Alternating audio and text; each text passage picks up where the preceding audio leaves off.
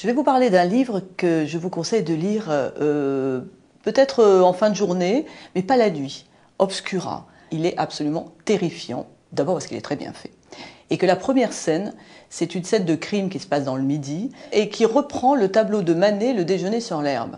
Tableau extrêmement dérangeant puisque, si vous vous souvenez, c'est mise en scène de deux hommes habillés avec une femme nue et qui a l'air d'ailleurs de prendre très bien le fait d'être nu au milieu de deux hommes habillés. Et c'est un tableau très brutal, très dérangeant, qui est le prétexte de ce livre, dont on connaît au XIXe siècle. C'est les débuts de l'étude de la folie avec le docteur Blanche. Notre héros est un jeune médecin fasciné par tout ce qui est cette étude autour de la folie, mais il est aussi fasciné par la peinture et la photographie.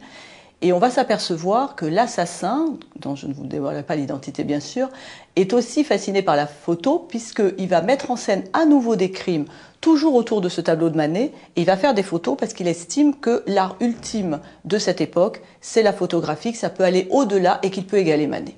C'est un livre incroyablement haletant, mais qui nous plonge aussi dans une époque extrêmement bouleversée par justement l'étude de la folie en parallèle, la photo, l'art, bien sûr, puisque Manet n'est pas loin.